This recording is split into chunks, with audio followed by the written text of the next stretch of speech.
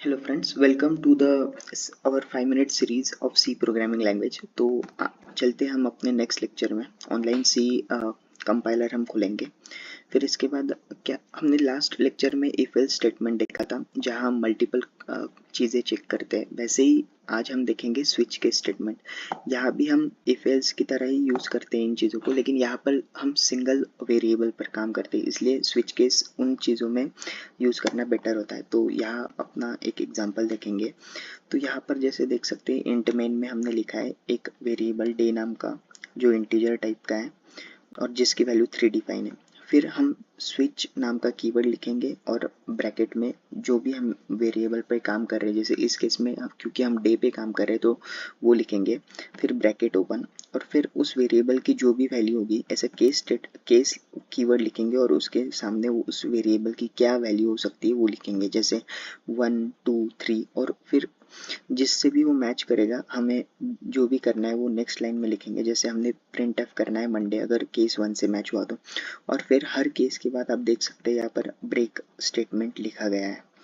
और अगर कोई भी वैल्यू इससे मैच नहीं होती, कोई भी केस इन सबसे मैच नहीं होता है, मतलब इनकी वैल्यू अगर ना तो 1 है, ना तो 2 है, ना तो 3 4 5 6 7, इसमें से कुछ भी नहीं है, तो डिफ़ॉल्ट केस रन हो जाएगा जिसमें इनवैलिड डे नंबर प्रिंट होगा।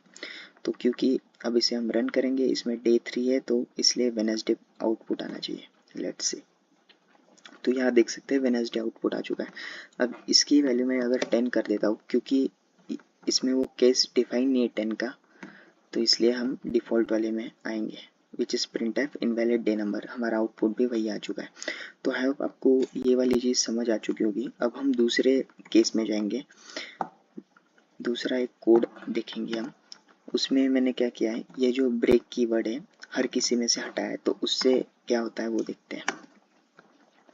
तो यहाँ जैसे ब्रेक कीवर्ड हर किसी में से हटाया, क्योंकि यहाँ एक वेरिएबल है rating which is the value 3। तो केस 3 में जैसे गुड लिखा है तो ये प्रिंट होना चाहिए, ऐसा हम मानते हैं। लेकिन क्योंकि हमने ब्रेक जो कीवर्ड थे वो हटाए, तो उससे क्या होगा ये देखते हैं।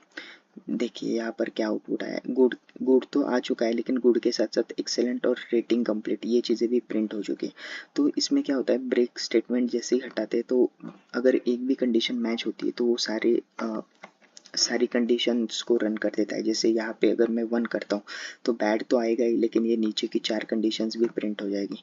इसे हम वापस रन करते हैं तो देख सकते हैं आप सबके सब प्रिंट हो चुके हैं। तो इसलिए हमें वो जो ब्रेक कीवर्ड है वो लगाना ज़रूरी होता है। अब हम अपने नेक्स्ट कोड की तरफ चलते हैं एक और।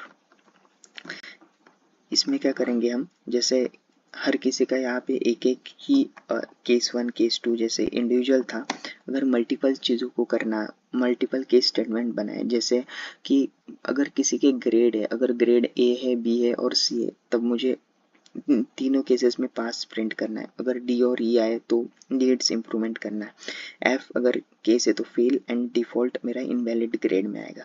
तो देखते हैं अब, क्योंकि यहाँ पे ग्रेड बी है तो इसलिए इस केस में आएगा और पास प्रिंट होना चाहिए। तो ये मल्टीपल केसेस में हम यूज़ कर सकते हैं। तो ये देख सकते हैं आप, पास आ चुका है। अब मैं यहाँ पे चेंज करता हूँ ग्रेड, जैसे जेड लिखते हैं, तो इसे रन करेंगे तो ये डिफ़ॉल्ट केस रन होगा, इनवैलिड ग्रेड। आई होप आपको ये समझ आ चुका होगा सब कुछ। एक आपके लिए होमवर्क कह सकते हैं आप, जैसे यहाँ पे पहले हमने इंटीजर वेरिएबल क्रिएट किया था, अभी फ़िलहाल कैरेक्टर वेरिएबल बनाया है। तो अगर फ्लोट वेरिएबल बनाते हैं तो क्या ये चीज़ें चलेगी? आप ट्राई करिए और कमेंट सेक्शन में ज़रूर बताइए। तो आई होप आपको इस वीडियो में काफ़ी कुछ सीखने को मिलेगा। Thank you so much.